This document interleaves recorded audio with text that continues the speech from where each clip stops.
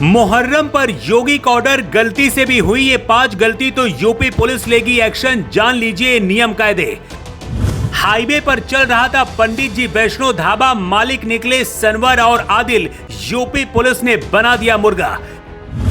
योगी के आदेश से मौलानाओं में मचा हड़कंप, ताजिया पर भी आ गया आदेश, दंगाइयों के लिए निकले बुलडोजर। मुहर्रम पर दंगाइयों की गर्दन दबोचने के लिए योगी ने दंगा ब्रिगेड को उतार दिया है।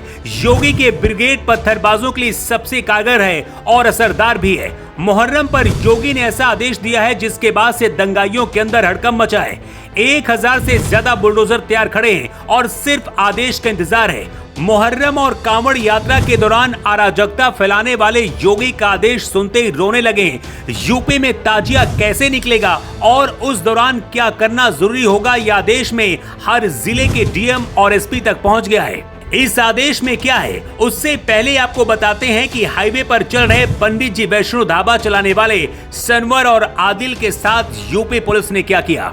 योगी के आदेश से पहले हमेशा कांवड़ यात्रा के दौरान हिंसा की खबरें आती थी, लेकिन योगी हर साल कांवड़ियों के ऊपर फूलों की बारिश कराते हैं। कांवड़ यात्रियों का धर्म भ्रष्ट ना हो इसलिए योगी ने दुकानदारों को अपना नाम चस्पा करने का आदेश दिया था, जिसे लेकर बहुत हंगामा भी हुआ था। लेकिन सच ये है कि हिंदुओं की आड़ में मुस्लिम दुकानें चला रहे हैं। मुजफ्फरनगर के इस ढाबे पर कुछ दिन पहले बवाल हुआ था, लेकिन अब ऐसा खुलासा हुआ है कि जानकर आप हैरान रह जाएंगे।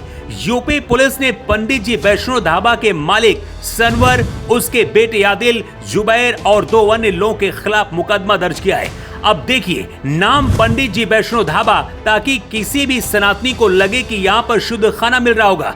पंडित जी के नाम का उपयोग किया जा रहा है, लेकिन असल में मालिक मुस्लिम धर्म से है। क्या ये धोखा नहीं है? ऐसे लोगों पर भी योगी एक्शन ले रहे हैं। मुहर्रम और ताजिया को लेकर भी योगी ने आदेश दिया है और अगर इन आदेशों का पालन नहीं हुआ तो बुलडोजर भी तैयार हैं। मुहर्रम और कांवड़ को लेकर योगी आदित्यनाथ ने एक हाई लेवल अधिकारियों की मीटिंग ली थी, जिसमें ताजिया कितना ऊंचा रहेगा इसके बारे में बताया गया था। इसके साथ ही किसी भी पेड़ की कटाई ना की जाए इसका भी आदेश दिया गया था। योगी ने सीधा आदेश दिया था कि जुलूस के दौरान किसी के भी हाथ में अस्त्र शस्त्र नहीं दिखना चाहिए, क्योंकि इसे परंपरा के नाम पर लेकर आते हैं और फिर हिंसा होती है।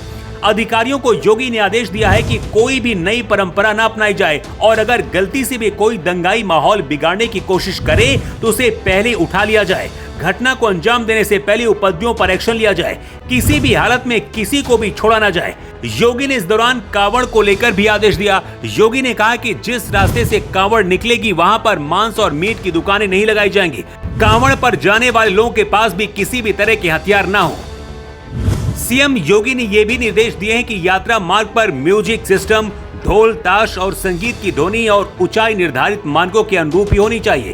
तेज आवाज, भड़काऊ नारे और परंपरा से हटकर रूट परिवर्तन न किया जाए। श्रद्धालुओं की धार्मिक भावनाओं का सम्मान सर्वोपरि है, लेकिन किसी शरारती तत्व को अवसर नहीं मिलना चाहिए। शिवालयों और मंदिरों के आसपास की साफ सफाई पहले ही हो जानी चाहिए।